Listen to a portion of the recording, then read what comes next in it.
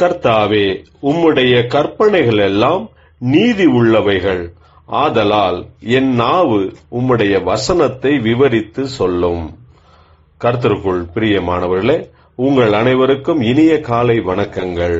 இன்றைய வேத வசன தியானத்திற்கென்று நாம் தெரிந்தெடுத்திருக்கும் வேத பாகமானது எபேசியர் 3 அதிகாரம் 16 நீங்கள் அவருடைய ஆவியினாலே உள்ளான மனுஷனில் வல்லமையாய் பலப்படவும்.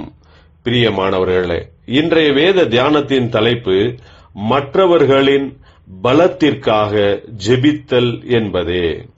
அப்போஸ்தலனாகிய பவுல் எபேசிய திருச்சபையாருக்கு நீங்கள் இன்னும் அதிகமாக தேவனுடைய அன்பையும் வல்லமையையும் அறியும்படிக்கு உங்களுடைய மனக்கண்களை கர்த்தர் திறக்க வேண்டும் என்றும், நீங்கள் பாவிகளாய் இருக்கும்போது உங்களை தம்முடைய கிருபையினால் கர்த்தர் தம்மிடத்திற்கு சேர்த்து கொண்டார் என்றும் அநேக காரியங்களை குறித்து அவர்களுக்கு எழுதுகிறார்.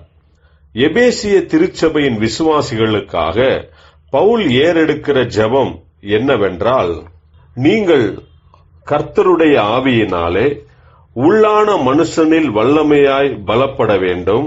விசுவாசத்தினாலே கிறிஸ்து உங்கள் இருதயங்களில் வாசமாயிருக்கவும், நீங்கள் அன்பிலே வேரூன்றி நிலை பெற்றவர்களாகி சகல பரிசுத்தவான்களோடும் கூட கிறிஸ்துவினுடைய அன்பின் அகலமும் நீளமும் ஆழமும் உயரமும் இன்னதென்று உணர்ந்து கொள்ள வேண்டும் என்பதற்காக நான் உங்களுக்காக ஜெபிக்கிறேன் என்கிறார். பிரியமானவர்களே, நாம் பாவிகளாய் இருக்கையில் இயேசு கிறிஸ்து தம்முடைய சிலுவை மரணத்தினால் விலையேற பெற்ற இரத்தத்தினால் நம்மை ரட்சித்திருக்கிறார். நம்மை மீட்கும்படிக்கு இயேசு சிலுவையில் தன்னுடைய ஜீவனையே ஒப்பு கொடுத்தது அவருடைய அளவற்ற அன்பினால்தான்.